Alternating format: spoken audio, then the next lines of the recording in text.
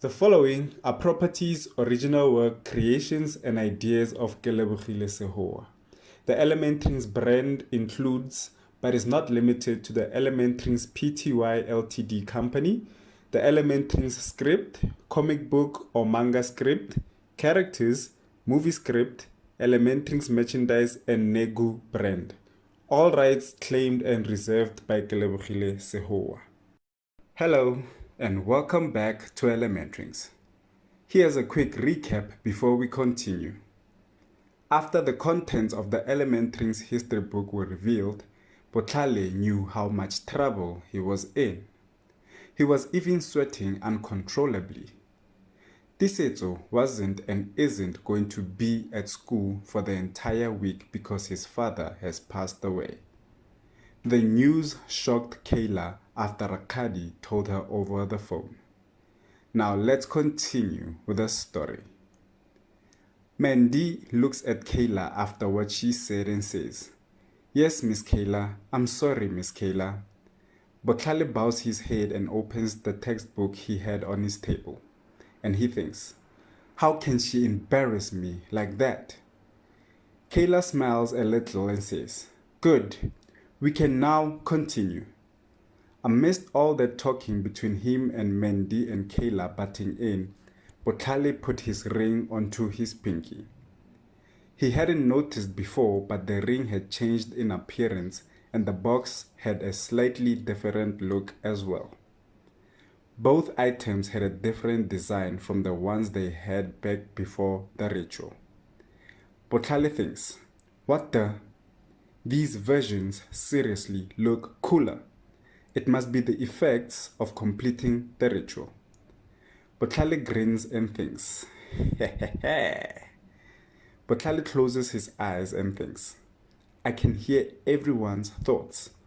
This power is amazing, but I only need Miss Kayla's thoughts. I have to focus. Botlhale is impressed with the ring. He concentrates, smiles and thinks, there, I got it.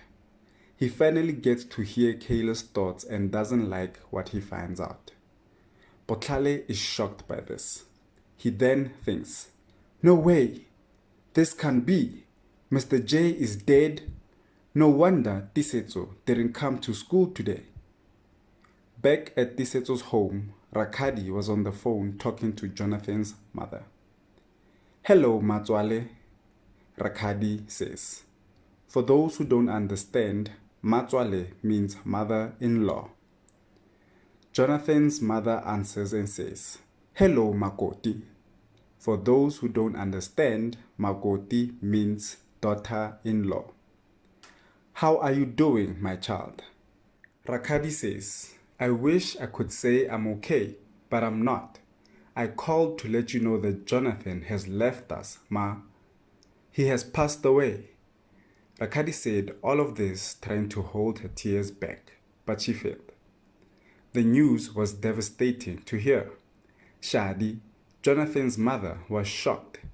She had tears rolling down her cheeks as well. Shadi then asks, when did it happen? Rakadi breathes heavily and says, around midnight. The hospital called us to receive the news. We even saw his body. Shadi answered, okay, my dear, we'll be right there. I'll make calls to other family members and I want you to do the same thing too. We are going to be all right. Rakadi knew her in-laws would be there for them. Shadi then lets out a scream and starts crying loudly and thinks, my poor baby boy, how did this even happen? A man, Jonathan's father, walks into the room Shadi is in and asks, honey, what's the matter? Are you crying? Shadi raises her head and says, Sillo, my love, please sit. I have some unpleasant news to tell you. Sillo sits down asking, what's the matter? Shadi takes a deep breath and says, our son has passed away. Jonathan has left us. The news causes Sillo to gawk his eyes and ask, what happened? Shadi knew they had to leave. I'll tell you on the way to their house. Let's go to his house. You drive. I have phone calls to make. The two parents exit the house and lock it. They get into their car and make their way to Jonathan's. A few minutes later, Jonathan's parents arrive at Jonathan's house. A fleet of cars and people gathered at Tiseto's house were visible. The people Rakadi and her mother-in-law called had shown up. Tiseto's grandparents parked the car. They got out and walked towards the yard and saw Lethabo and Tiseto. Lethabo ran towards them and gave them a hug. Tiseto walked towards them and joins in on the hug. The grandparents asked, "How are you kids doing? Your mother told us what happened." Lethabo leaned to her grandpa and started crying. Tiseto responds and says, "The wound is still fresh. It hasn't even been 24 hours since it happened. I don't even know how I feel." Their grandparents looked at each other and the mood was just sad. Their grandfather says, "It'll be all right. All we must do is stick together, especially at times like this." Rakari got out of the house and walked towards her kids and in-laws.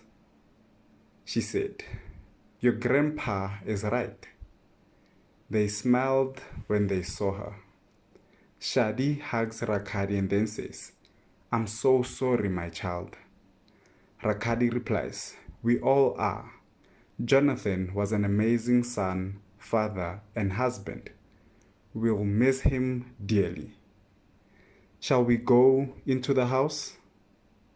They all walk into the house together. There was something about how they handled the situation that showed they'd be a unit during this hard time. They all sat in a room large enough to accommodate them all. Rakadi then said, "The hospital told us to get everything in order, and as soon as we have, we should let them know and they'll release his body." Sello says, "That's nice of them. These private mortuaries are expensive." Shadi didn't appreciate what her husband said.